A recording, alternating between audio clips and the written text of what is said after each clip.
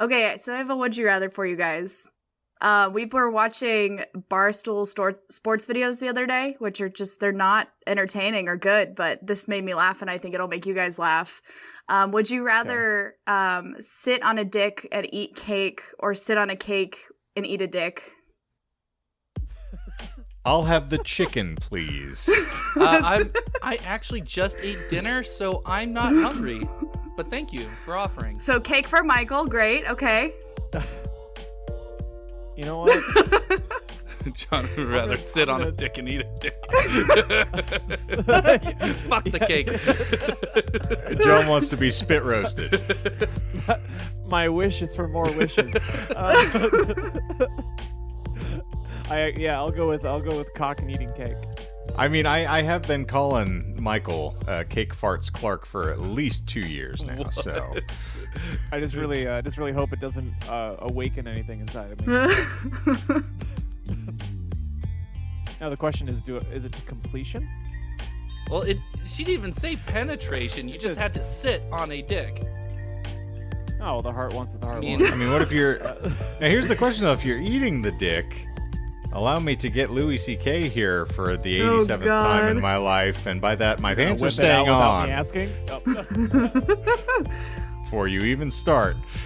Do you have to actually chew the thing? Are we talking Cannibal of Rotterdam? Like, can I grill it with some shallots? Like, do I have a little garlic butter on the side?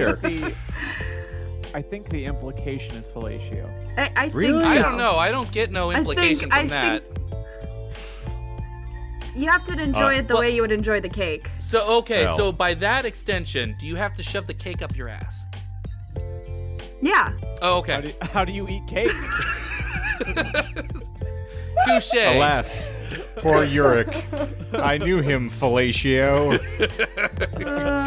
And speaking of fellatio, hi, all cum slingers, and welcome to another diddling installment of the Disinformed podcast. I'm Shane. I'm John. I'm Michael. I'm Courtney. And we're wishing our fondest farewells to all you fine feathered fuckwits out there that are still breathing out your goddamn mouths. I mean, technically, Courtney and I are both almost exclusively breathing out of our mouths right now. And no nostrils are involved. Yes, it's a very fine point.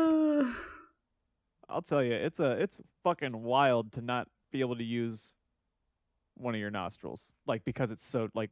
Well, I know your coke habit was starting to really control your life in social circles, but I mean, I didn't realize it was that bad. Well, one, Courtney, I hope you feel better soon. Thanks. I'm sorry that the G-dang Republicans gave you COVID. It's frustrating. It was only I don't want to sound all fucking insensitive and shit, but having a Too late. Fair warning.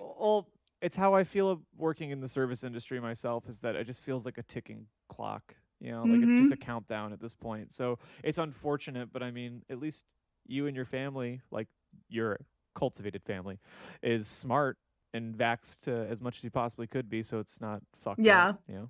I thought we were actually blaming this on the Taco Bell chicken wings. I thought that was the culprit. Those were pretty good, guys. Were they? Yes. Huh. From the chef, that's blasphemous. We tried them on the day they came out. So on Insurrection Day, that's how we celebrated. And they were surprisingly very good and very crispy and juicy and delicious. And now they're gone. Wait, they're gone? What did you think of the Chipotle Ranch? I would have preferred it to be more spicy, but that's a personal thing. I thought that it was good. Oh, wow. Wait, it was only a limited release? It was for a week, Michael. Get with it. Oh, god damn it. Do you plug into anything? No. Like, I'm the troglodyte here, and I knew this. I don't. I knew that they existed, and that was the extent of my knowledge. Okay. Yeah. Well, I can see why you're an educator. Trying to find Courtney's tweet about it. Because it made me literally laugh out loud. But No, oh, man, didn't. literally lolled. Oh, man. Anyway. Okay. Sorry. But I digress. Left and right. Speaking of poor education, we are going to be given another desperate dose of Michael this evening. And I will start off the tip of the dick here by saying that I am going to be nice. I'm not going to scream you into submission from the moment we start rolling. Boo. I am also going to jump on that train because I've desperately been trying to be a friend of his for years now. And I feel like if I'm nice to him for one episode, it'll happen. Oh, I thought you were going to say if I'm nice to him for one episode, he'll stop making episodes. No, My Not series true. arc. I was going to say, is that what it's going to take? Would have And started speaking of, 126 episodes ago. Ooh. if only. And on the topic of arcs, I guess we can discuss what we usually do on this show, is we'll delve into random esoteric topics, and in the course of explaining them to one another, we will lie. Occasionally, it is a lot of fun, and you can think of it as just like another relationship that you're cultivating in your life. It's founded on mistruths.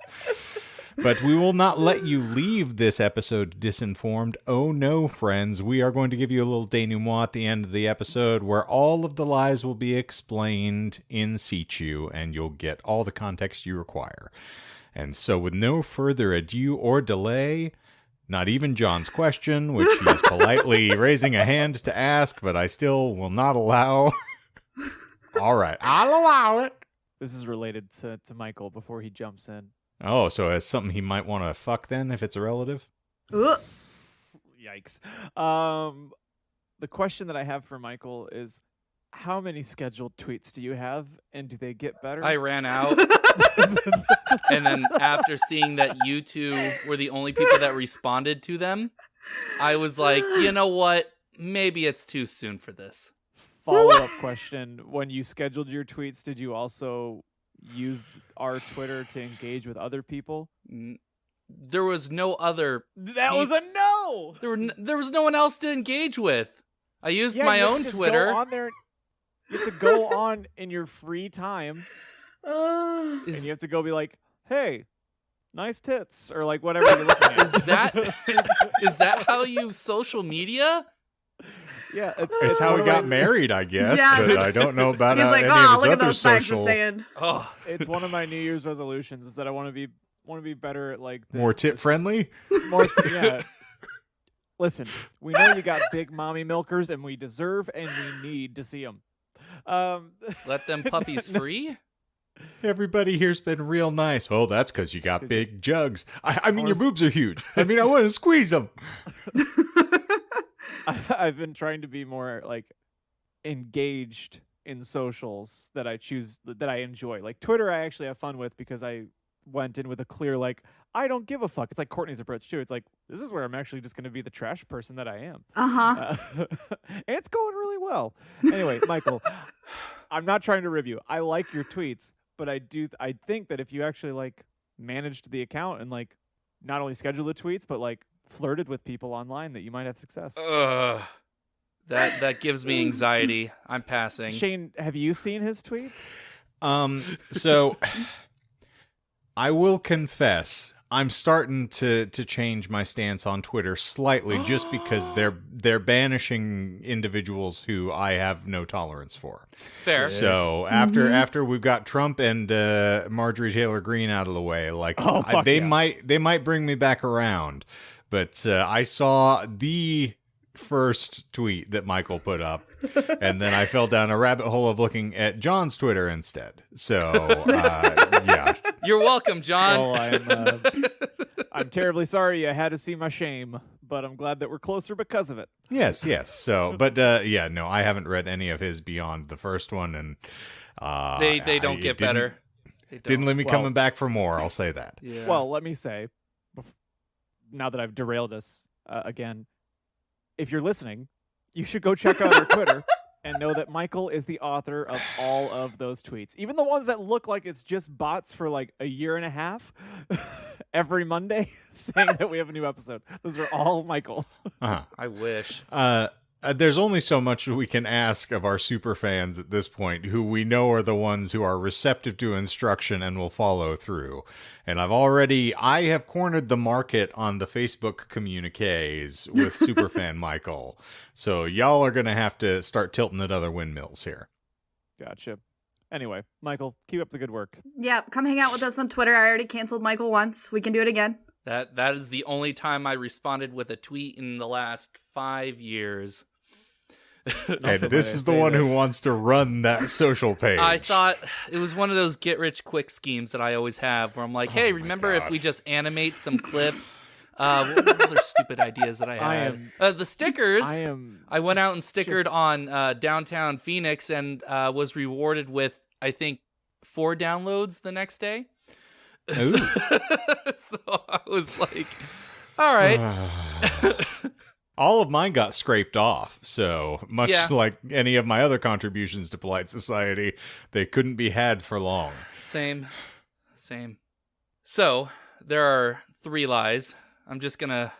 No, it's great. I've done. Oh, you're still soft selling your topic as though it's a surprise to anyone. Wait, did you tell them too? I'm about to. No, I have a lead into it. Anyway, Oh God, I don't wanna. it's So a here's short... my joke. No, It's written in my script. Let me read Oh it. yeah, let him read it. I'm gonna read John. my... John, if you had to describe my shoulders for someone, what would be the adjective that most readily springs to mind? Cold. Cummy. Well, you've missed on both marks there, kids, but Broad. What did you call Sorry. me? You heard I me. thought that was me. you patriarchy supporting fuck. Harry. I always knew you were a misogynist, Michael. I knew it. That may be the case. Anyway, He's the trying hand so gesturing hard. is starting. You get to edit this, so I'm just going to keep speaking until you force your way in. Oh. You should be used to that. I've seen your dating profiles. Oh God, I thought I my God, we deleted actually those. have. Yeah. Thank you, slow gas leak. Everything has an origin story. Things don't spring fully formed like Athena from Zeus's head. To me, knowing the origin story is the most important aspect of understanding whatever it is you are trying to investigate. Be it a creepypasta like Slenderman, an amusement park like Action Park, or a conspiracy theory like QAnon. Understanding... Or oh, sorry. pedophilia. So anyway, we're talking about felching today. No, that was a couple weeks ago. Understanding how something came to be gives a better perspective on where the something is going. So furries. Whoa. There are many offensive stereotypes of furries, and I cannot think of a single one. I can't think of any stereotypes of furries that is even the slightest bit positive. I like that everyone's finally gone back to laughing at the joke I made about my shoulders like 2 minutes ago. Instead of I said your hairy. actual Well, because I I did got say it. hairy. It took me a while, but I got it mid sentence. Technically, I was right. I said come. I would have never got there. Oh my God, John. There are many offensive stereotypes of furries, and you listed at least one of them. I do have a friend who had sex in a Chuck E. Cheese suit at one point, so... That doesn't count. Oh my God. So, offensive stereotypes of furries. Being a furry is a fetish. All furries wear fursuits, and furry art is strictly pornographic in nature. None of those are true. They're all... And mouse dick tastes like cheese. Oh my God. Oh, and then also furry conventions or conventions with a large furry presence devolve into destructive orgies. Those are just the main ones I heard at Who thought one. that? Wait. No. It does not end in orgies. That was actually something that I had came across while researching DashCon, was that there was a bunch of people assuming that these furries that were attending the convention were going off to their rooms and trashing them by just having constant orgies.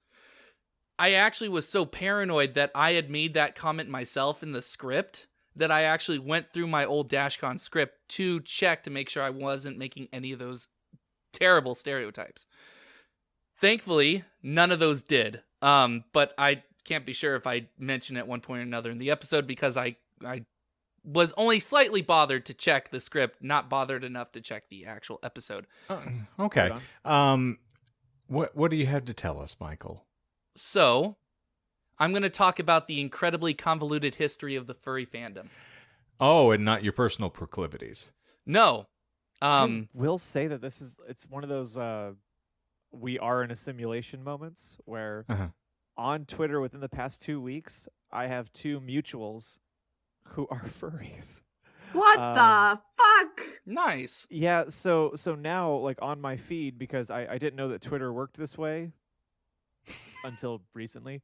Like, your home page is actually like the curated. I thought the home page was literally just people that you follow, but now it's like algorithmically it'll throw in shit based on who follows you and what you follow, and then you can also follow topics, whatever. I'm an old man describing technology, but So there's a bunch of heroin-addled goth girls on your feed. Cocaine-addled. Meth-addled, sorry. Bloodborne playing goth girls. Ooh, Oh. I see. So now on my homepage for the past couple of weeks, I get a random DashCon. Is that what it's called, Michael? Yeah, DashCon. The It's Dash. I guess a con. The I Tumblr guess a convention. con just happened. Yeah, I guess a con just happened. What about recently. Sonic Con? Don't get us started on that. Anyway, sorry, I'm just really took me off guard because that lined up so perfectly. Well, I'm glad to give you paranoia. And Thank speaking of furries and bronies, we'll get to Rainbow Dash Con here in a moment. But Nice. That's one for Michael. I have mentioned before that I was an ex-brony, so there you go. a reformed brony, thank you. I stopped watching after season 3 or season 2. That's what Oh. it was, because I used to watch it in my college dorm with a bunch of other people. But I have geez. since kicked the habit. Before we actually get into the furry fandom and how they got here, I want to describe what furries are and try to move our many misconceptions in preparation for our deep dive.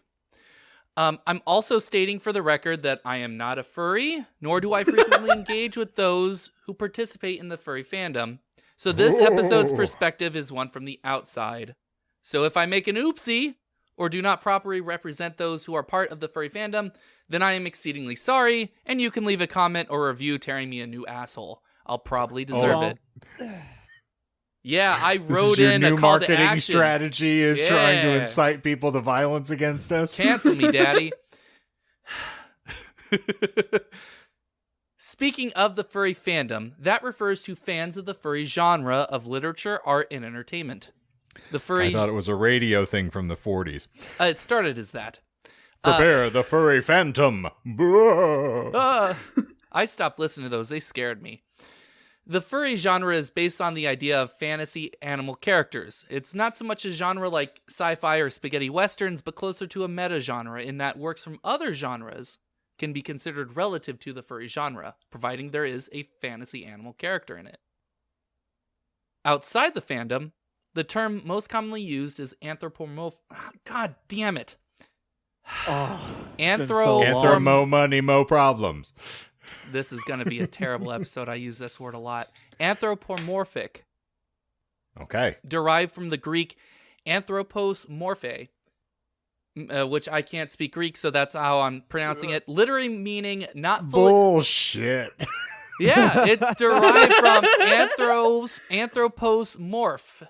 Probably the E is silent. I don't know. Anthroposmorph? No, anthropos, one word, morph, one word. Well, why are you morphing the anthropos? Well, it actually means not fully human, but can also translate to behaviorally but not physically human. So things that have humanistic behaviors, but not necessarily What? humanistic traits. Would you say that they might be more human than human? No, because then they would be above human. They That was wouldn't just be. for I shame. know the reference. I was more Wanna- confounded by the fact that, why do we keep doing it doggy style then? Okay, I'm putting on my serious face. I didn't know how to react to that. I couldn't think of a response. I'm putting on my serious face because we should just hear Michael out, and this is something I know nothing about, and I shouldn't have any judgments until after he's done telling me about Yeah, it. considering It's all that Greek to me. considering I said furries and you're like, oh yeah, I mentioned cum earlier, and like, oh, you're letting your He stereotype wants to show. fuck animals. We've Literally. talked about this. That I've is literally true. never said that in my life. Now, for John's case, to be a furry and be associated with the furry fandom does not mean that A, you must own and wear a fursuit, and B, your association with the fandom be for sexual purposes. In fact, both of these aspects of the furry fandom are very minor. Not a lot of people do them. Minors? I thought we weren't talking about pederasty. That was a previous episode. Oh no. Guys, I've had too much cold medicine for this. Oh God. Oh, you're Story of not my eating, life. huh? Oh my Satan. You and Lil Wayne partying today, huh? Oh god. Man, I ate like 7 mojito jelly beans before I got on this call, so I'm toe up from the flow up. You're like cracked out right now. I can see the twitching. According to a page on WikiFur, which is an actual website and a lot of my sources came from, only 15 to 20% of those within the fandom consider themselves fursuiters, or those that wear a full or partial fursuit at conventions. But how big is the community? So what is the number? Oh, that's 20%. 20% is could be quite a lot of people depending on It's kind of vague. That's an interesting question. That's not something that I saw, but I also wasn't looking for like demographics or like population statistics or of furries or that sort of thing. You keep talking. I would say that a lot of furry conventions typically, this is spitballing here, have in the tens of thousands at most. But I also, that's just me trying to recount from the 37 sources that I have for this Are you ready for a quick fact here? Sure, give it to me. CNN in 2018 and 2019 said there's about 100,000 to 1 million people in the furry fandom. Okay. I like that. It's a nice clean number and very generalized. Well, let's dirty it up. Anyway. And genitalize it. Just like the idea of the vocal minority, those who wear fursuits. I'm going to cut that. Just like the idea No, you of have to keep all your animal sounds in. God. Oh, that's fine. I can I'm keep glad that you in. edit somewhere. God. Just like the idea of the vocal minority, those who wear fursuits stand out immediately. If you've ever been to a normal convention, as I have, Whoa. not specifically a furry convention, but just any convention in particular, there are thousands upon thousands of people there, but you might only see a couple dozen fursuits. These couple of dozen stand out like a sore thumb, especially if it's a group of friends traveling together. Or a herd, if you will. They do move in herds. Damn it. Regarding the most offensive fandom stereotype, in my opinion, some early coverage of the furry fandom focused on those who would roleplay, particularly sexual roleplay. In particular, one article titled Pleasures of the Fur, published in the March 2001 issue of Vanity Fair, interviewed several people attending Midwest Fur Fest.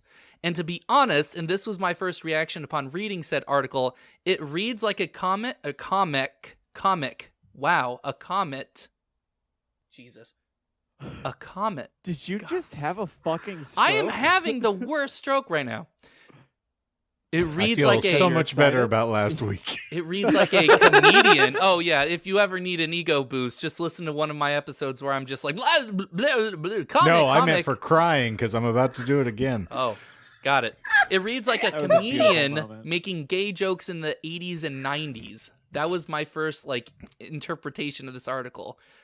Okay. The author clearly doesn't understand the motivations of those who he interviewed, nor does he care to try. Let me read a paragraph from the article to show you what I mean. Can you? Yes, and I will try my best. Bullshit. You got me. I'm not going to try. Welcome to the Midwest Fur Fest. Here are a number of furries, people whose interest in animal characters goes further than an appreciation of Lion King, are gathering together.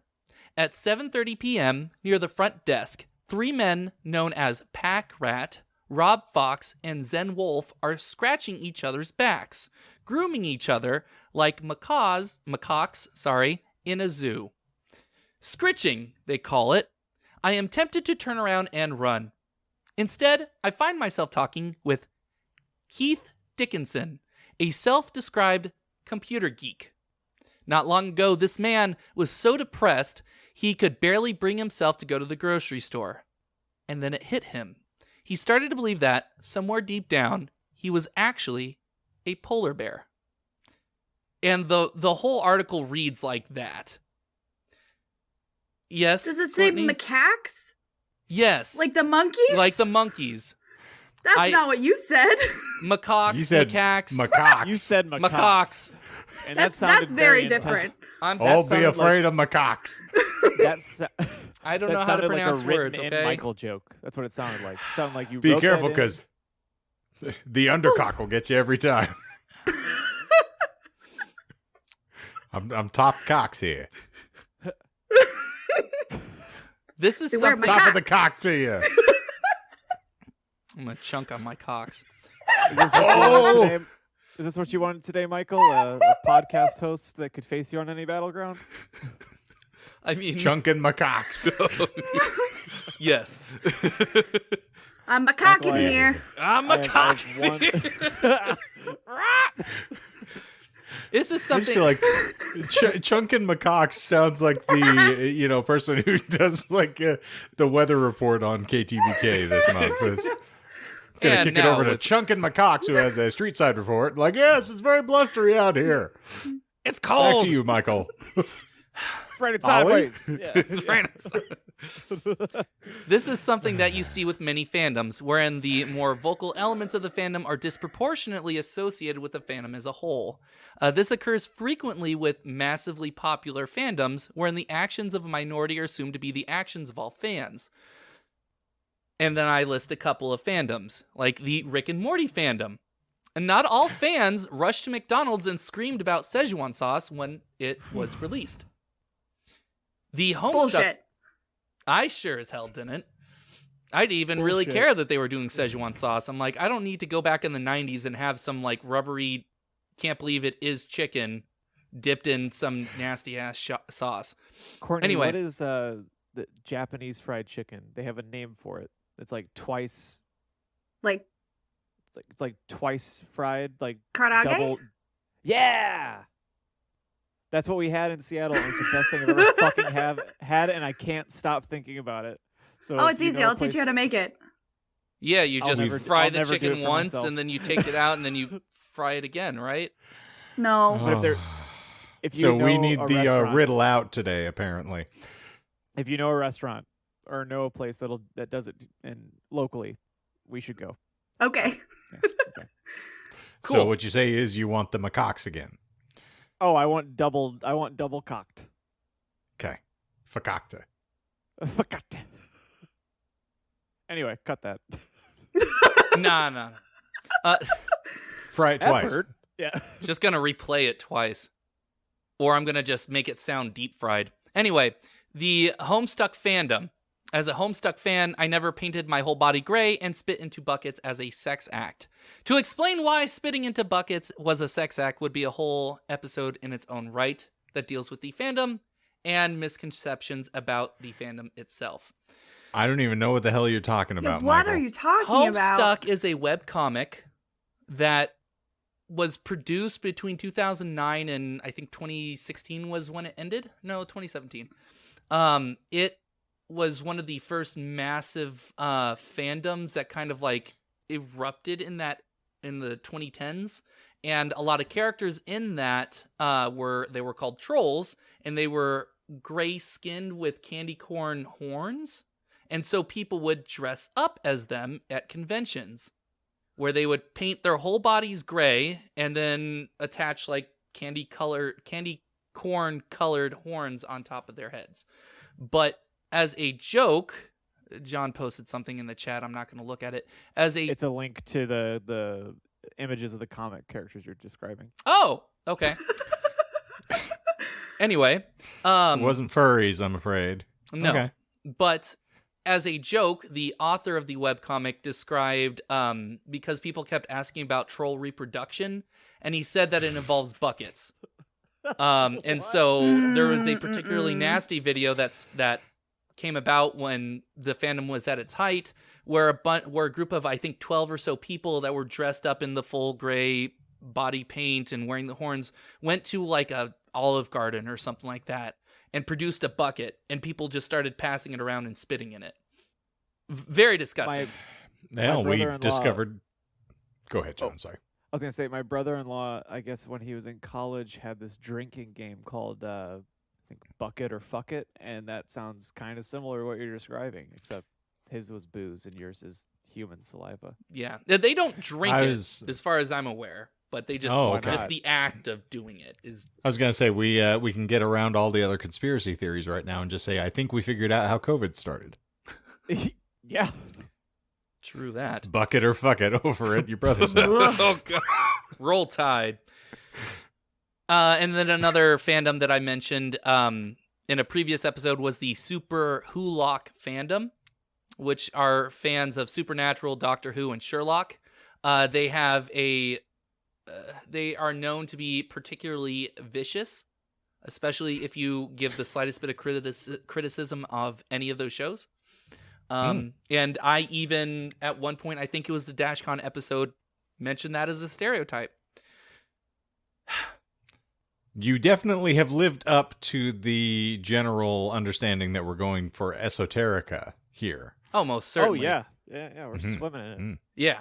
You don't want to hear about, interesting things like pugs, right? Or very popular bands like Slipknot or... I mean, we don't, but our listeners might. Oh, they probably if do. our numbers indicate anything. Oh, they love pugs. They don't like gingering, though. I don't know who does, Michael. I just like knowing things. It's great. I just like learning new things. You know what? Michael, are you an exhibitionist? Is this your kink? No. I mean, I'm interested in learning what other people's kinks are because... I'm bland as shit, and knowing how other people tick is interesting to me. Reminder that we all promised to be nicer to Michael today. I didn't say anything. I'm gonna give you a compliment, and that is that because of you, I feel less ashamed of my Google search history. Okay. Well, allow me to counterbalance. Less stupid, thanks. Yeah, I was going to say, allow me to counterbalance by saying the only exhibit that Michael is aware of is the guy that pimped his ride that one time. Yo, dog, I heard you like cars, so I put a car in your car so you can drive while you drive. Anyways, now that we know a bit more about the furry fandom and the gross misconceptions therein, let's see how it got started. This section, because I feel like I should just name them now instead of saying, let me tell you about it. Anthropomorphic characters in my Disney? Anyway. It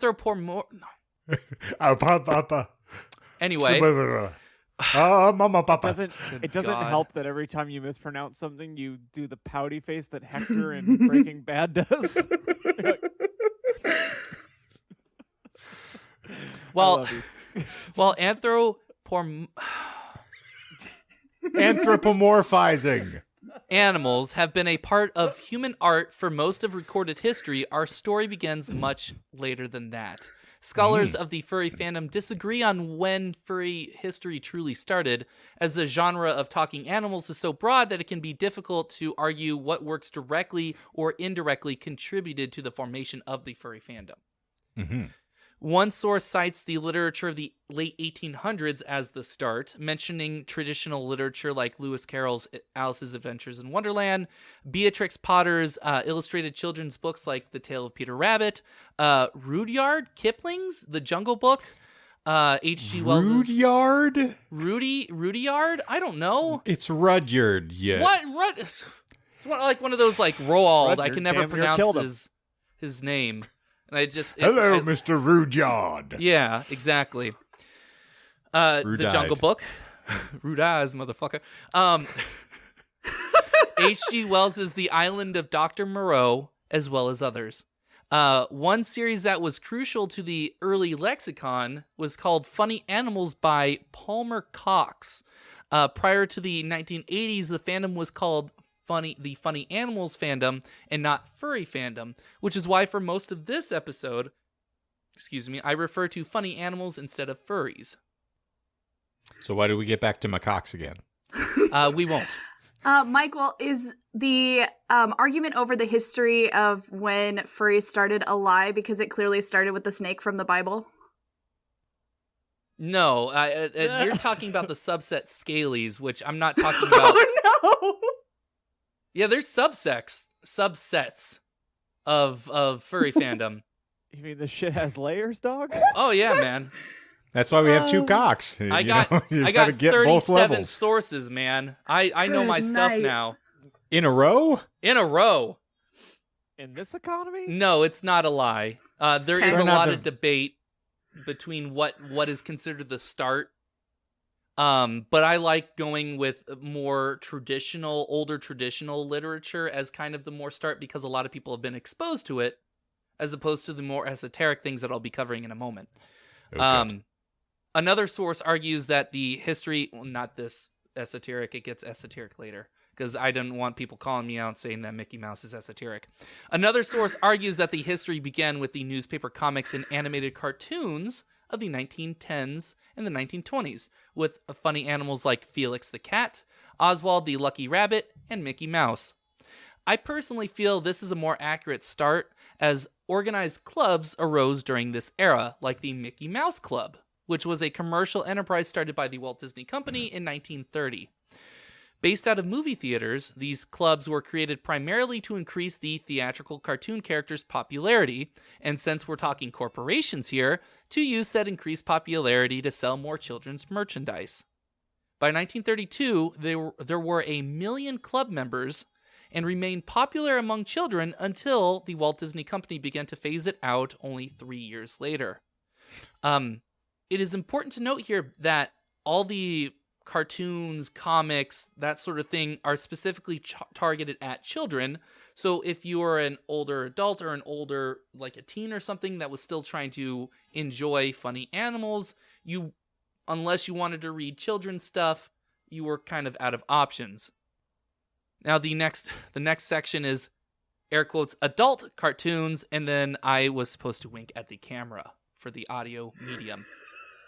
Go ahead. Yep, do it. Wink. There we Look go. Into I the winked. actual camera. Yes. Straight into the camera. There we go. There you go. Why'd you have to cross your eyes first? I had to stare at the camera, and the act of doing so crossed my eyes.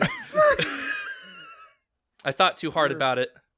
Cross my eyes and hope to die.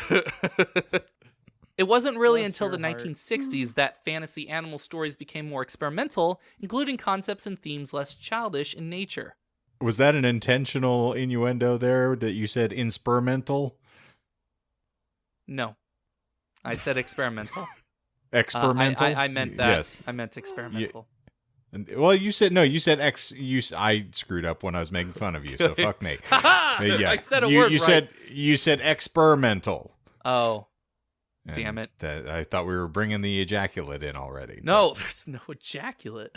Pun not intended. Sorry, oh, John. really? Just you leave didn't the finish? episode now. Just leave the episode now. There's no ejaculate.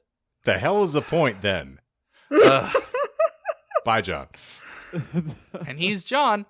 However, this mainly occurred outside the U.S., as censorship codes and rules for media were far stronger in the U.S. compared to other countries such as Japan.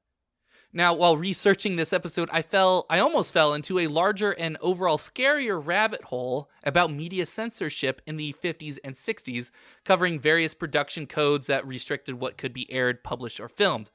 Uh-huh. And this isn't even covering Disneyification, wherein Disney would take classic fairy tales like Cinderella or Snow White and simplify them, removing the darker, morally complex aspects of these tales in favor of light, saccharine enjoyment.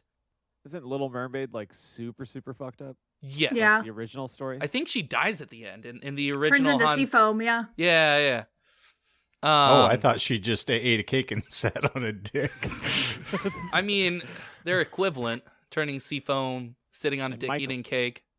And Michael's at it, yeah. They're the same picture. Dick eating cake. Dick-eating cake.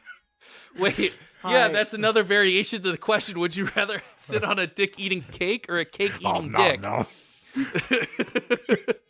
Well, now I know of 2 other pieces of fan art that I need to see. Yeah, I I'd was like, rather eat a furthermore, dick-eating cake and sit on a cake-eating dick than I- vice versa. It's feel like I'm like not this is eating a- cake at the moment, so I don't count. The feel like calories this is a don't very, count if the dick eats it first. Hey, at Bad Artist Jesse, you got some NSFW prints for us? Oh, man. Lord. We're gonna change our profile picture to that. By the way, headcanon, the penises are wearing wizard hats, but like Mickey Mouse wizard hats. Oh, like from Fantasia. Okay. Yeah.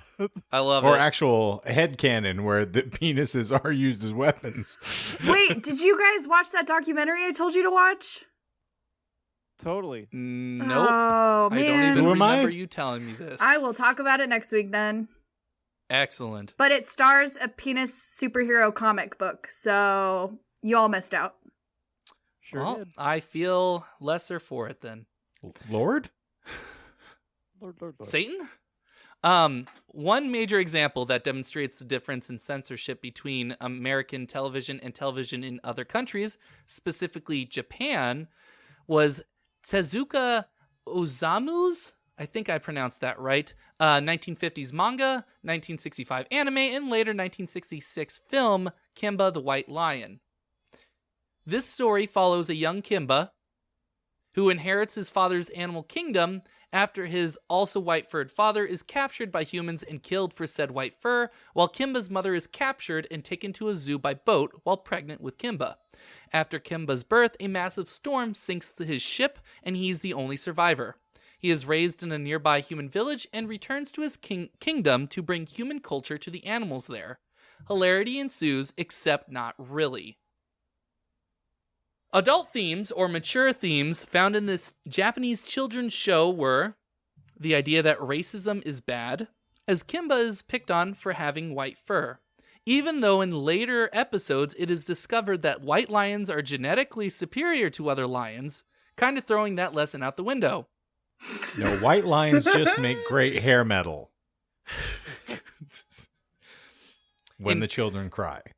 In fact, the racism in the English dub goes in the opposite direction of saying that it's bad by adding a brand new pro-colonial narration Oh, no. stating that Africa must abandon their original culture of, air quotes, voodoo masks and bongo drums in favor of modern European ideals. Damn. Interestingly enough, this was done to censor a character's death, since death in children's cartoons was not allowed in the US. What the The hell? narration occurs while showing a burial site.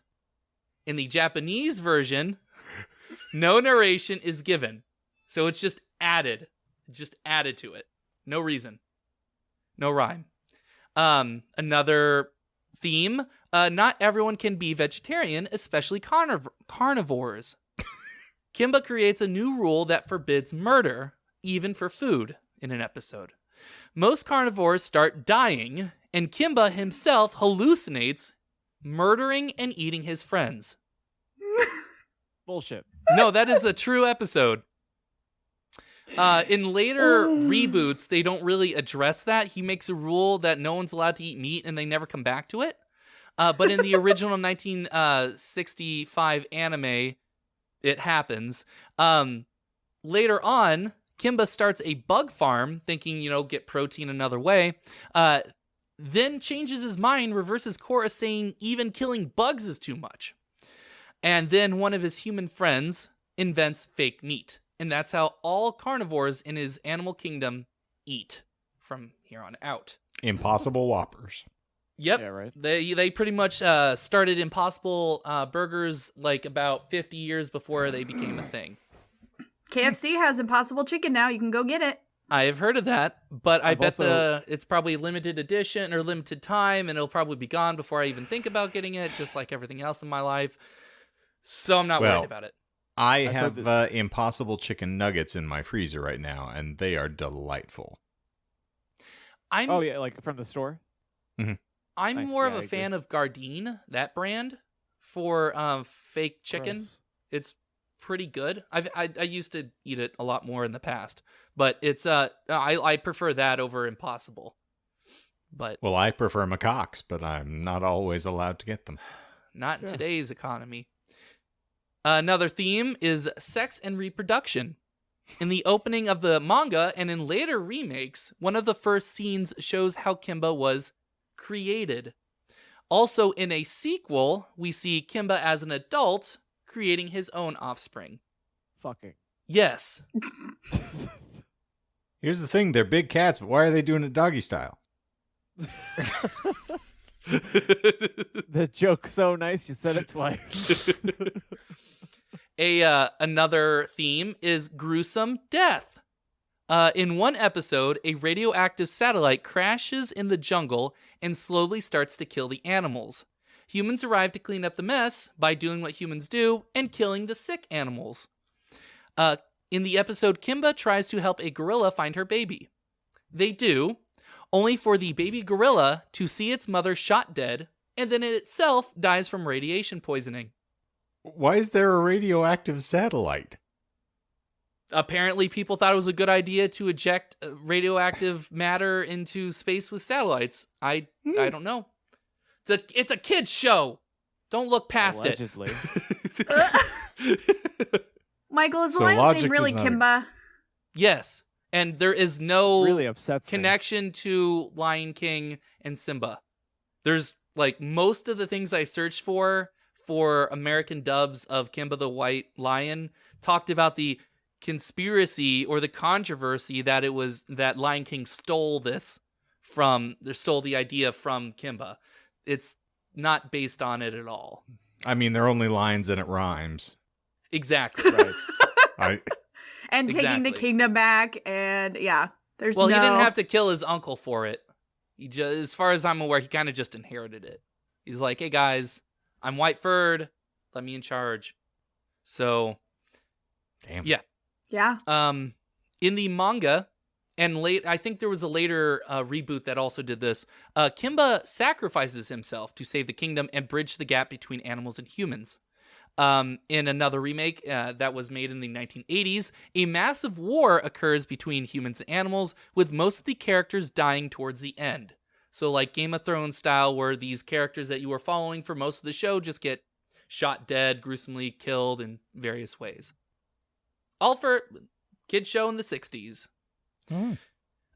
Since the US was much more restrictive in what cartoons could do in the 60s, when the anime was aired by NBC later on in 1966, good chunks of the plot were rewritten to make the show sensible for delicate children's ears and eyes, except for that pro-colonial narration about bongo drums. To give an idea of what American cartoons were allowing, let's look at one of the most popular cartoons of the 60s, The Flintstones, and see what similar themes it has to Kimba. In typical American fashion, because I just wanted to note this, because anytime I read about the Flintstones, I see this. The first 2 seasons of the Flintstones were sponsored by Winston cigarettes. Mm-hmm. It was later cut after they realized kids are starting to pick up the habit. I wonder Go why. figure. There was also, I didn't see a lot of proof of this, and I didn't look too far for it, but there was also an Anheuser-Busch commercial featuring the Flintstones. Really? Yeah. I believe it. Yeah, I believe it too. I mean, if they're sitting around smoking cigarettes, of course they're going to be like, "Oh man, I like to kick a cold one with the boys." Is that what the kids are saying these days? Yeah, they're saying it The a little bit youths. differently, but pretty close. In the case of racism, there's at least one scene in the Flintstones with an Asian stereotype running a judo academy with slanted eyes speaking in broken English. So, didn't really point out the racism is bad in this show. While Kimba tried not to harm any animals, either whether by eating them or otherwise, the Flintstones exploited the fuck out of animals. I mean, one of the well-known catchphrases of the show is an animal looking at the camera after it's being used to wash something, run something, and they go, "Rah, it's a living." So, Indeed. in Is that terms actually of the catchphase is "Rot, it's a living"? That is actually where it came from. Yes, Ah. that's how I It's used usually to a- throw that at Michael. Got it, Mhm. got it. yeah, because it's usually like a bird or some sort of animal that's doing a menial task. To Like they have a woolly mammoth as their what vacuums food off of their plates. So it Yeah. has to suck everything and it'll turn to the camera and do a very like, it's a living. Mm-hmm. Yeah. In terms of sex, aside from one episode that had accidental voyeurism, though the lady was fully clothed, that was something that I saw. I have like several sources on just like wacky things that happened in the the Flintstones, not the Simpsons. The closest thing to sex in the show was Fred and Wilma were the first animated couple to share a bed, which I didn't know that. They were the first on TV to share a bed together, because in previous like cartoons, in previous live action, married couples never slept in the same bed because it was apparently too risque. And then I also read something about like toilets weren't able to be shown on a lot of early television shows. They weren't taking no shit. No shit. Let's see No here. pussy. No pussy. Oh, pussy. And let's see here. Yeah, and then while they shared a bed and Wilma got pregnant, but they didn't show how it happened, and everything happened off screen. Because they had a kid, Pebbles. Yeah, he put his Bam Bam in her Pebbles. Speaking of Bam Bam, the idea of reproduction is explored with Barney and Betty unable to conceive, which I don't remember that, but apparently that was a major theme in the first early couple of seasons. And after they found their son and adopted him, Bam Bam, they almost lost him in a case where his real parents wanted him back. And trigger warning for the next 2 minutes. In response to him almost losing his son, Barney almost committed suicide. Bullshit. No, that is true. What the hell? Apparently, Betty was back at home and learned that they could keep Bam Bam, but Barney was nowhere to be seen because he was trying to throw himself off a cliff with a rock attached to him so he would sink into a river. Fred saves him at the last minute. I'm going to be real with you. I don't remember anything from the cartoons, and I hardly remember the movie, but I remember more of the movie than I do the cartoons. Oh, what a travesty that is. Hey, John Goodman's a great actor, no matter how I bad take nothing away from John Goodman, but that was a piece of shit. That is... But it was our piece of shit. I disagree. He disowns that piece of shit. Michael and I, we cut our teeth on it. We were like, what, 4 or 5 when it aired? It aired in like the early 90s. Courtney wasn't born.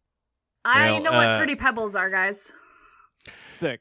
Even if it is my shit, I don't want my nose rubbed in it, okay? But hey, if you're out there and you're into it. Not shaming. I'm just saying my personal proclivities, my preferences. We accept you. Yes. And then only one death occurred that I could find in the whole show. And it was during a Goldfinger-esque, like, James Bond parody. And a random, like, thug or henchman was killed by the villain of the episode, which I thought was interesting. But other than that, there's, like, no real death in pretty much a lot of cartoons. This censorship is still kind of a thing in a lot more modern works imported from Japan. The show based on a children's card game, Yu-Gi-Oh!, was famously censored in the early aughts, removing cleavage and reducing breast sizes. And my favorite that I still remember, replacing all handguns in the show to finger guns. No. That is true. Mm-hmm. What? Yeah. 4Kids, the production company that made it for American audiences, removed all guns. So anytime you saw people pointing at like the main characters and saying, "Hey, stop!" they originally had guns. Is that where South Park got the idea to finger bang bang?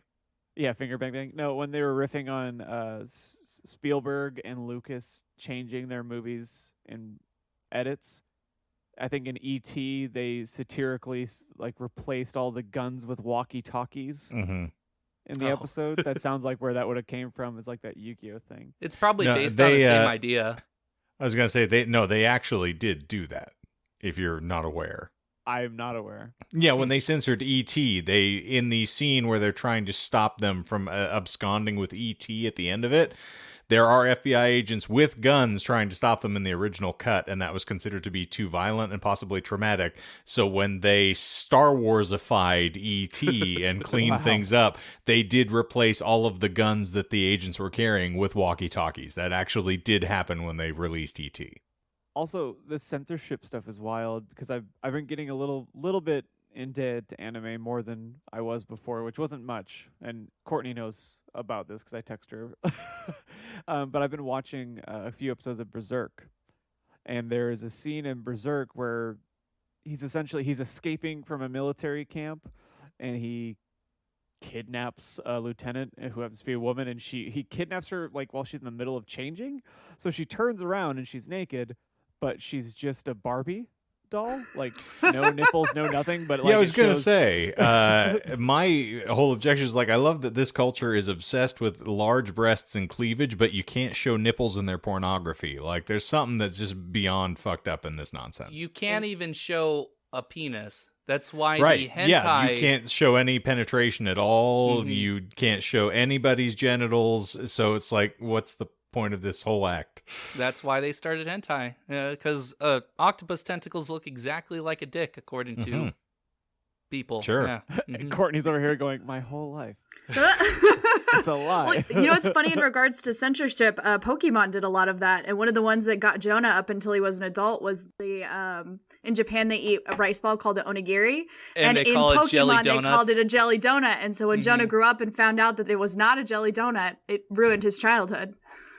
That's fair. I only keep track of the Digimon. Thank you. Yes. They got a great soundtrack for their first movie. That's what I hear. I recommend it. Speaking of which, have you heard about RJD2? Oh, that reminds me. Have you guys ever watched the Dead Men? Mad Men. I Wow. have watched Dead Men. I've seen it many times, Is actually. that a show? I Uh-huh. don't know what's popular nowadays. Anyway, Mun. What's my motivation? what is my motivation? What's my age again? What is my age again? What year is it? Is Nixon still president? Etc. Thank you. etc. And now the circle is complete. Yes. Yeah. This censorship frustrated many fans of funny animals, and for good reason. Since these shows predated mass production of the video home system, the average fan had no real ability to enjoy the original work as intended, except through a new cultural invention, the fanzine. Now, the next section, let's do a Disney, but make it horny as fuck. It's just to give you guys an idea of what we're doing here now. Okay. Now I'm not Oh, going to go into Bambi. detail. Oh, Bambi. Oh, no. Oh God. Oh, Bambi. Oh, Bambi. Thumper, Now- get over here. Putting your name to use tonight, baby girl. Are you recasting Bambi but with Sopranos characters? down. Bambi, I'm you down fat for that. fuck. Hey, Thumper, you fat fuck. My name is Baloo. Get over here, you fat fuck. Yeah, more like ham sandwich. Get your fat ass over here. And now I'm not going to go into detail about fanzines, which are short for fan magazines, as that alone would be another episode. However, one facet of the fanzine movement that it is important to cover here was the underground comics, spelled with an X and not a spelled with an X, not a CS scene. Essentially, the comics scene consisted of independent artists or cartoonists. I saw your X and then I changed Cartoonists. the cartoonics. Yes. Everything Yes, just has an cartoonics. X now. Of independent artists and cartoonists who focused on subjects that were either heavily restricted or outright banned from mainstream publications by the Comics Code Authority. Aha. Yeah. More on that to come. Eventually, sometime in the next 10 years, hopefully. Yes. Yeah. While most comics covered counterculture topics like recreational drug use, politics, rock music, and free love, there were several publications centered around funny animals in adult situations. Air Pirates Funnies and Fritz the Cat. Well, technically, Fritz the Cat was featured in multiple comics, but to list them all will easily get us lost in the reeds, more so than we are currently. Anyways, Fritz the Cat, a comic strip created by Robert Crumb, featured the eponymous Fritz, a feline con artist who frequently went on wild adventures that sometimes featured sexual escapades. And I'm gonna crumb. Oh shit, I'm gonna fucking crumb. Better than chunking. God. Hey, I didn't listen to the end of the episode. Did you air the crumb edit? Huh? Or the Huh? He did. He put chunk in there. Yeah. the yeah. chunk? Yeah, sorry, my It bad. got chunky. Chunk. To quickly list a few of Fritz's wild adventures, he is a pop star in the series Fred the Teenage Girl Pigeon.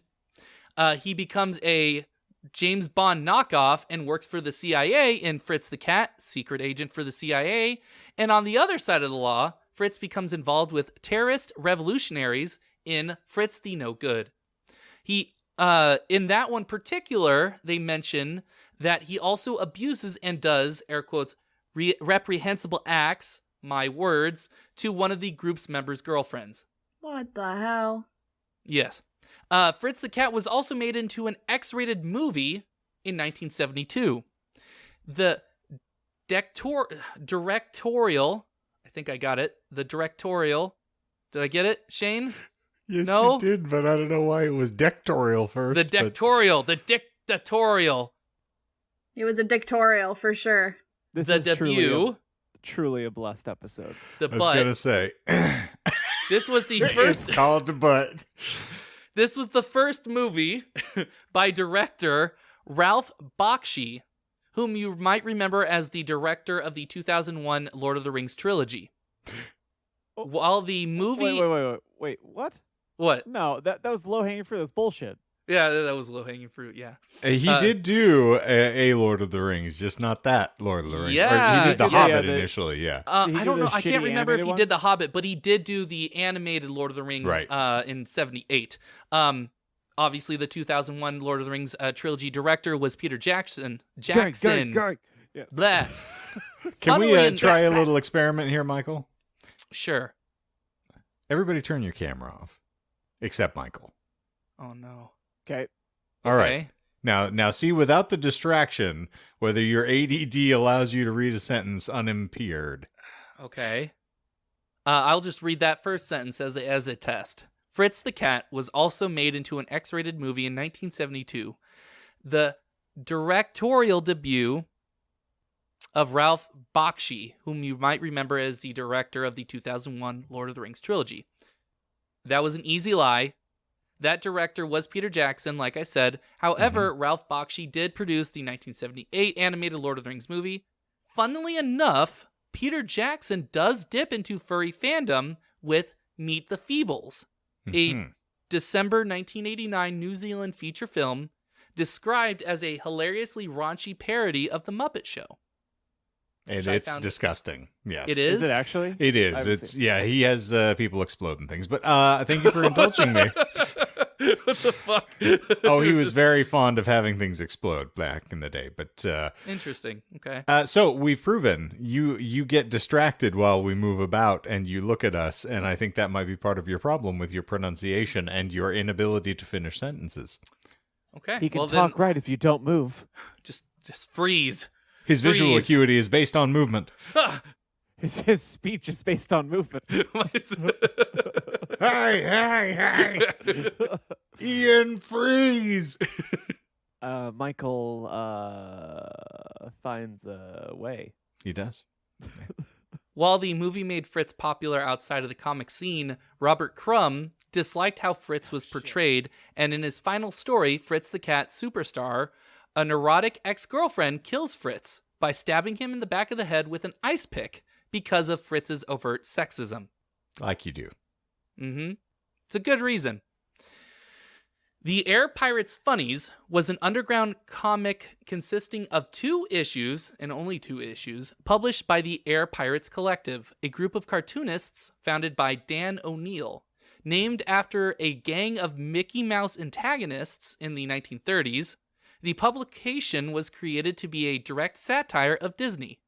Dan O'Neill imagined Mickey Mouse as a symbol of conformist hypocrisy in American culture, and thus believed that he and his friends were ripe targets for satire. Mm. And So he satire, was not a fan of steamboats, apparently. No, fuck those. It's 2022 now. We don't need steamboats. You Let's hear see. that, Ricky? No one wants to see you wrestle anymore. Yeah, fuck him. And It's satire. okay, I'm not funny. Melissa didn't know told if me you were doing earlier it. I'm not funny, so it's well known. Ouch. Trouble in And satire paradise? they did give. These cartoonists drew Disney characters and all sorts of adult behaviors, from sex to drug consumption. The reason they only published 2 issues was after the second issue, which focused on the Big Bad Wolf and the 3 Little Pigs. While attacking Disney's appropriation of European and American folklore, Disney filed a lawsuit against the collective, alleging copyright infringement. Now, this lawsuit would take an entire episode to explain, in part because it lasted about 9 years, and much of the information regarding said case comes from conflicting memories of those who were sued. Eventually, Disney settled, providing the air pirates did not infringe Disney's copyrights again. And so, they didn't. How convenient. So the next section is called Funny Animals Fandom to Furry Fandom, but like an Animorph book cover. So just picture that, like the Animorph book cover where a person's transforming into an animal. I had to shelve so many of those goddamn things. Why do you have to trigger me like that? The thing is that I actually do apologize for that you have to deal with that. I distinctly remember reading at least like 15 or 20 of those books, and I know that I watched some of the show, but for the life of me, I couldn't tell you a single fucking plot point. That's because it is a super convoluted sci-fi series. I've read all 54 of the original books. So you're telling me I was almost halfway? No, because there's 54 of the actual series, and then there's probably like 10 like full-length novels, because like Animorphs was like a kid, like a young adult, like kids book. So they were only about 100 pages each or so. I can't remember. But they were full-length novels that were like several hundred pages. And they are wild, involving time travel and ancient gods fighting each other over computer games, ancient alien races. It's bizarre. I don't even understand it. I didn't understand it then. I won't understand it now. But they were written by Philip K. Dick, oddly enough. Oh, yeah. Yeah. And that is fact. And then I love the author, who I can't name right now because I can't remember. I loved their work so much that I actually read the next series after they finished Animorphs. I think it was called Remnants. And it was like a book series about like the Earth, a massive asteroid hitting the Earth, and like a couple of dozen people were sent off on a spaceship, and hijinks ensued with a lot of people dying. K.A. Applegate. Yes, thank you. You're welcome. While Fritz the Cat and Air Pirates Funnies were influential in their own way, they were constrained to the imaginations of the cartoonists who produced said content. For this fandom, and during the early 70s, it really was turning into a fandom to blossom, there needed to be a more participatory aspect or element for it to spread. This is me postulating here, but since I have written a bachelor's thesis regarding fandoms, I feel I have. That was my honors thesis to get my first bachelor's. I wrote about fan fiction and time travel. Oh, yes, we know. The other way around. We've suffered through it already. Yes. Sure have. But since I had written a bachelor's thesis regarding fandoms, I feel somewhat more qualified to pontificate than most. I wanted to use that word when I was writing, and I felt really special when I did. I can feel that. Mm-hmm. In my opinion, there are two major types of fandoms, based on the canonical media surrounding the fandom. The first type is what most people assume fandoms consist of, a centralized fandom, wherein the fandom is centered around a single work or series of works with a specific canon, like a TV show, book series, or cinematic universe. Some examples: Harry Potter, Star Wars, Star Trek, Rick and Morty, etc. In these fandoms, what constitutes as canon, or what is considered to occur in the work, is determined by either a single person or by a small group of people.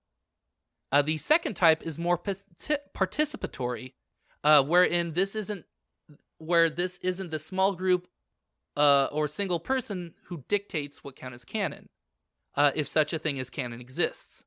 Decentralized fandoms like the SCP Foundation, which I've mentioned in a previous episode, or aesthetic fandoms like emo scene, goth scene, etc., doesn't have an arbiter of what counts as part of the fandom, and instead the fandom itself determines what is and isn't part of itself. This long explanation gives more depth to the modern-day furry fandom, since it is most certainly a participatory fandom. There isn't some grand furry poobah who dictates what kind of material can be used in fursuits and what species people can identify as. That is actually my new handle, is Grand Furry Poobah, so... So use it correctly and use it often. You are the GFP of Indeed. this podcast. And yet another Flintstones reference, so thank you. Mm-hmm. I actually did not know that it was a Flintstones reference until I looked it up. Well, I didn't remember. It's been years since I watched the Flintstones, but I know the term Grand Poobah because I watched a lot of Flintstones when I was younger. And Indeed. I actually didn't know it was by the it came from the Flintstones until I looked up to see if it was an offensive term or not. I was like, is this offensive? And then the only reference I saw of it was referring to the Flintstones. So I was like, okay, I can use it. It does sound inherently offensive. It does. It really does. Fuck out of you, fat poobah. In 1976, an amateur press association called Voodie was founded, based out of Minneapolis. What's that booty do? It's spelled VOOTIE. Essentially, an amateur press association, or APA, is a self-publication wherein members of the association submit some form of material to a central person or party who then collates the material into a magazine of sorts and then sends out the material back to members.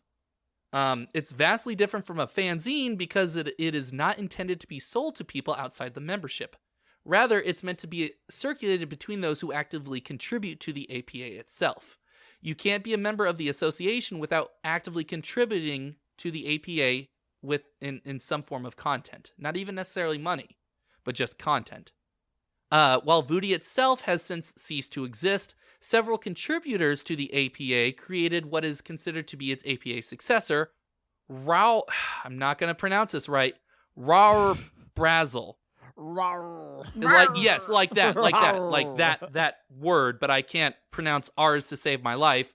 Rawr Brazel in 1983. Rawr Brazel. Have you ever been to a speech therapist? No, and it shows. Rawr Brazel is still published as of October 2018 with its 139th issue. The transition between Voodie and Rawr Brazel is considered by the fandom historian Fred Patton to be a crucial evolutionary point between funny animal fandom and furry fandom. So now we're finally getting into the point where it's instead of funny animals, it's now actually considered and called furry. Fred Patton is one of those historian types who is so knowledgeable about his subject because he was there as everything unfolded. In the Los Angeles area, the same Fred Patton created the Cartoon Fantasy Organization, or C/FO, in 1977 as a club for enthusiasts of Japanese animation. Animation like Kimba the White Lion and another work of Tezuka Omasu, Astro Boy, if you know, if anyone has heard of that. Around the same time, the independent comics with a CS, the independent comics market experienced a boom, producing such anthropomorphic, I almost got it, characters like the Teenage Mutant Ninja Turtles, Albedo, who we'll cover next week, and Omaha the Cat Dancer. Additionally, the early 1980s saw the release of several films of anthropomorphic characters that weren't just for children. These include The Plague Dogs, The Last Unicorn, and another callback to another episode, The Secret of Nim. And that is where I'm going to leave you today. We're now starting to see people that enjoy funny animals starting to gather together and contribute and start making their own stuff. Okay. So I object to you using such hurtful terms as funny animals. I'm They sorry. have an alternate lifestyle. That is their choice, and I will not sit here and let you disparage them. So any lies? Spoken like a true teacher. I can't come up with a response. Let's move on. Fucking do it live. No, I think we literally got fucking nothing except for Peter Jackson. Yep. Well, that's fine. I like the idea of having a very easy one. Kind of, I think like the same idea for Shane, having like an easy like bone to throw. So the first My one bone is not easy, friend. I beg He's to just differ. throwing it everywhere. he's chunking everywhere. Listen. So That fucking bone came first post that hurts the most. My cocks I throw around. Bone, bone? no. I draw the Okay. line at bone. that's fair. That's fair. I apologize for being insensitive and not addressing that properly. As Michael version 2.0 knows, I need my bones. And today we're sponsored by Bones Coffee. You guys can't see it, but I have a 5-bag sample pack right behind me of Bones. He sure It was does. not free. Yes. Indeed. So, lies. Oh man, I got to tell you, since we opened Pandora's box on that, be careful. Uh-oh. Because every single YouTube advertisement you will get for like 3 months will then be the Bones Coffee advertisements, and they are very jarring. Alternatively, I have a hack for you. Just go premium and don't get ads. Fuck your premium. I don't Wifey have privilege wife over privilege, John. I can't. It is I would cancel Netflix in a heartbeat just to have premium YouTube. It's Look at fucking you worth getting it. surgeries and getting premium YouTube. Can I just say, all the baby? money. You Goes can all the way afford to the top. everything. Damn. Plastic surgery, YouTube premium. I got it. Living the Moving high on life up. over here. Yeah, you're just kicking some of those cold brews with the boys, as Michael would say. Cold brews with my boys. Indeed. They're nitro cold brews, just Look to be at even what more they pretentious. have done to my boys. So he carried this uncomfortable hunk of metal up his ass 3 years. He died of dysentery. He gave me to watch. Michael, one of the lies. I wanted to see how far you went with that. He'll go all the way. You need to stop him. It's my favorite. You need to stop him. He'll keep going. I didn't want him to stop. I wanted It's him documented. to keep going. Outside the fandom, so the first lie. Outside the fandom, the term most commonly used is anthropomorphic, derived from the Greek anthropos morph, Oh, Courtney even wrinkled her brow at that, too. literally meaning not fully human, but can translate to behaviorally but not physically human.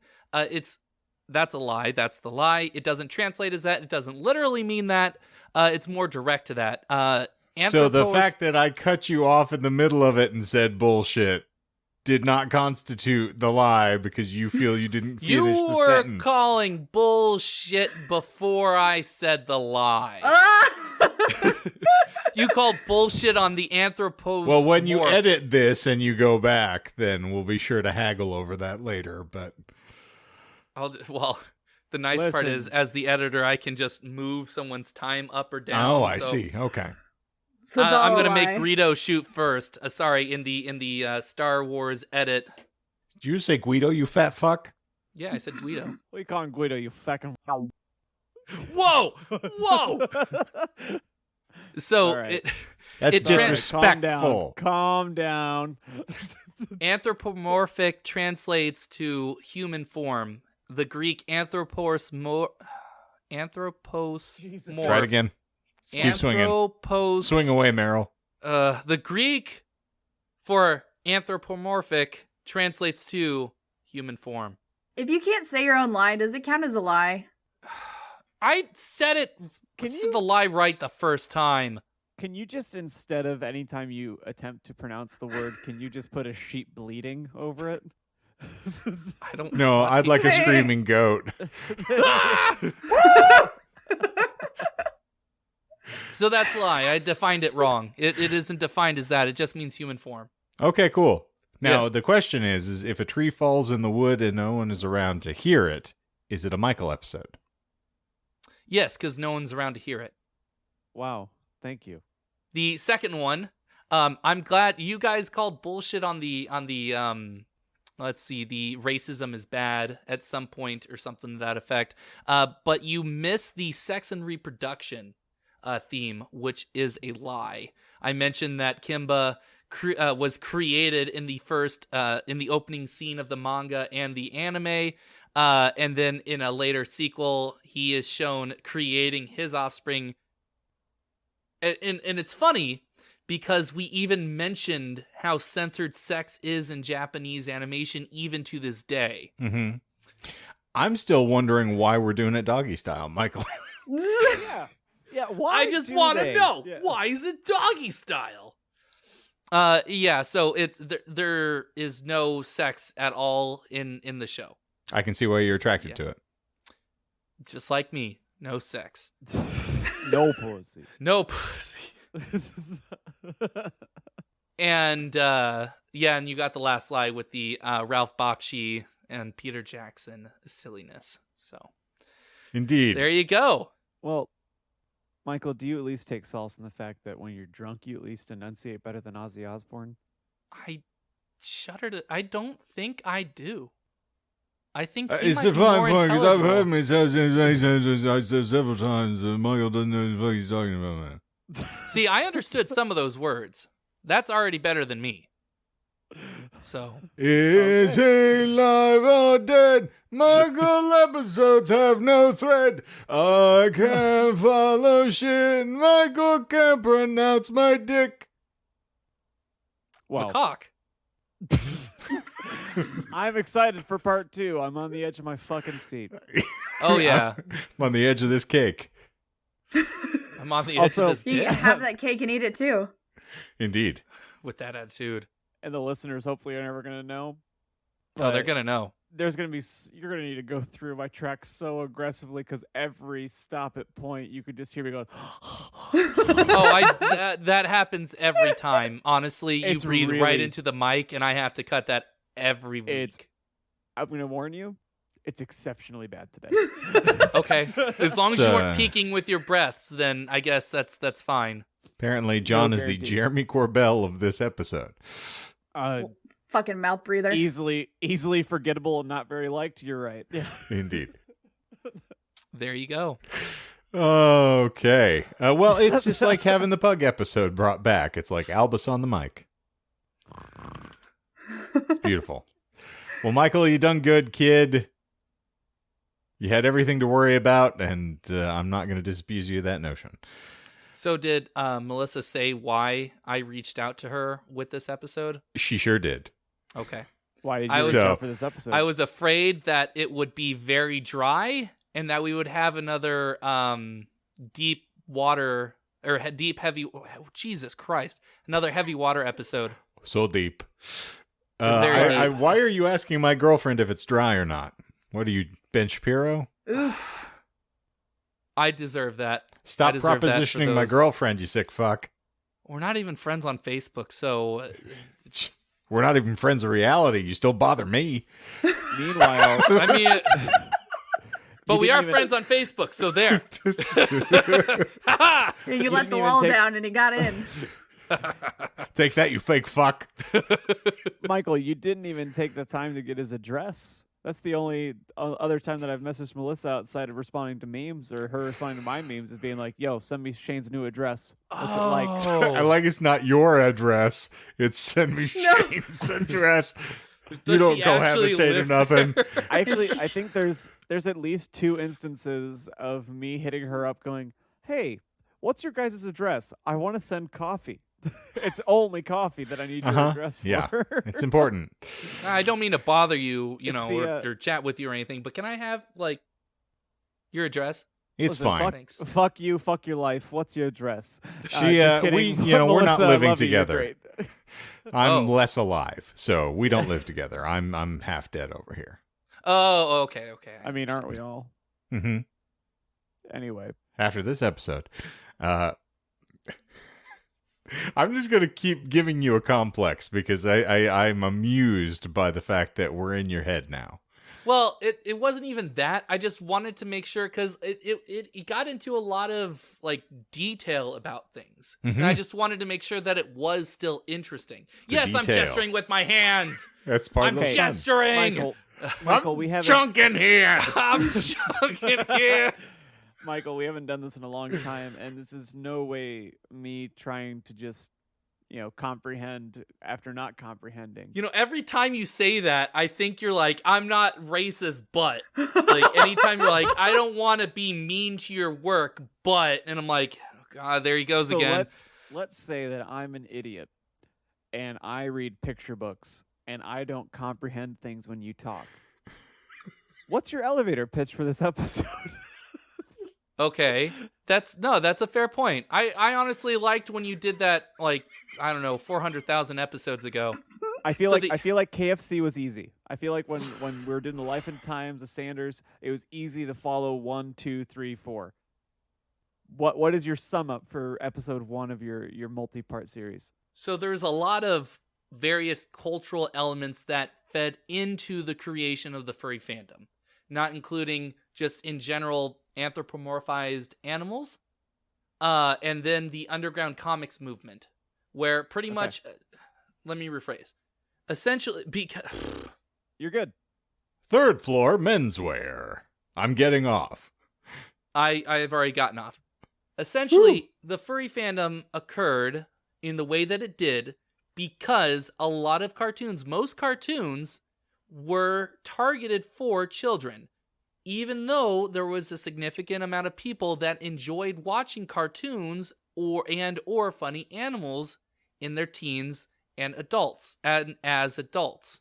So that's essentially where a lot of this idea of the furry fandom came from, is people doing it themselves because mainstream media and mainstream cultural works were not doing it for them. So you're Inception. saying they're doing it themselves because no one else will do it to them. Yes, Well, if I'm not going to get fucked by a furry animal. I'm going to write about it myself. And this is why Sonic High exists. Oh, God.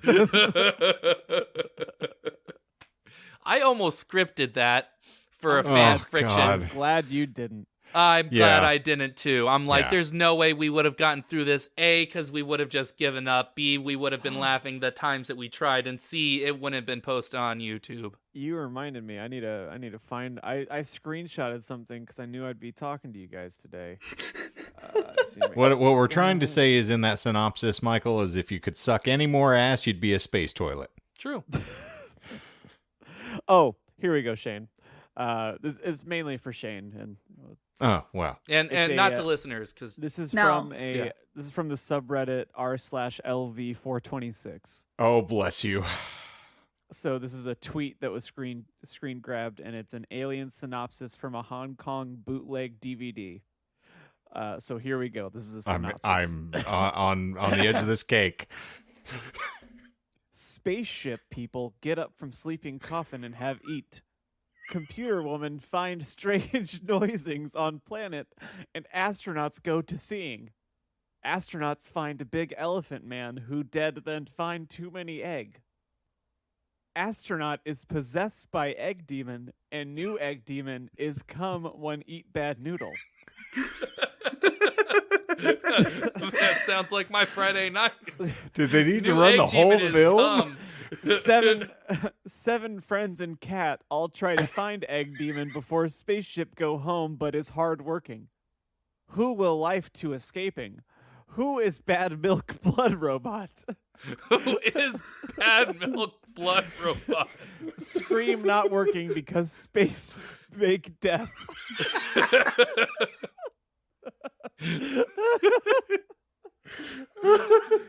It's impossible to get through this face. I am going to actually use that as the tagline for this show going forward. Scream not working because space make death. Got me good. It hits harder when you read it out loud. That's the first Yeah. time I actually used my voice with it. Oh, that's phenomenal. The only other fun thing that I had is I don't remember if you guys I don't know if you guys remember one of my favorite horror directors, Ty West. He did The House of the Devil. You've mentioned. Well, he was on a 7-year hiatus, and he is coming back with a new movie in March. And icing on top of that is that it's an A24 feature. And it's going to be entitled Milk it's Blood called- Robot. Close. Bad milk blood robot. It's called X. It's set in 1979, and it is supposed to replicate slashers of that era, and it follows a group of teens who are shooting a pornographic film, and I imagine are systematically hunted. And humpted. And if he does anything similar to like House of the Devil, it's going to be shot in that style, so let's hope it looks like Texas Chainsaw the entire time. That's going to be very entertaining. Anyway, that's the random nonsense that I had in my back pocket. I like it. Thank you for breaking me up. That was delightful, and I enjoyed my it God. more than I should have. Likewise. And if you too want to be a bad milk blood robot, you can go to all of our socials that are found in the link tree in this description of the show, and you can seek us out there and spew nonsense all over us while trying to shove a wrapped up magazine in our mouths. It'll be fun for the whole family. Sure Until will. Yaphet Kodo hits you with a pipe. Ouch. But can we talk about the bonus situation? How do we get out of this chicken shit bonus? outfit? You check that shit, Hudson. But all right, I think that is going to wrap it up like a rascally rubber around my cocks. And I hope that you have all enjoyed another stirring installment of this, the Disinformed podcast. Of course, we do things on the weekly. You got new episodes winging your way every lovely Monday, so check us out there. If you haven't already subscribed, what's wrong with you? Why can't you commit? Talk to somebody about this because it's an issue. We are all homebound. You need to have someone to love, and it should be us. Amen. Also, you can rate if you listen on Spotify, and you can just give it 5 stars just to prove Michael wrong. Indeed. Oh, I was like, I think our podcast is 5 stars. And then I was like, oh, wait, he's talking about my episodes. Got it. We are a sum. Yeah. Well, Oh, so we average out to like 3.5. well, the scream doesn't work because space make death. Space make death. Indeed. But of course, you can also check us out over at TikTok if you want the greatest hits or an elevator synopsis that goes faster than most of Michael's explanations. You can check in there, and we're just hitting record numbers, and we are now fully famous because of our TikTok. So thank you, Courtney. You've done well. Yep. And give us a reason to live. There are some of us who need a little more coaxing than others on that front. Michael? I was going to say me. He's talking about me. I are indeed. Well, thank you all for being here. As always, we appreciate you, you fine feathered fucks, more than you know. And we look forward to seeing you again. But for the Disinformed podcast this week, I'm Shane. I'm John. I'm Michael. I'm Courtney. Keep on chunkin' and... Zippity zip, we're out of here.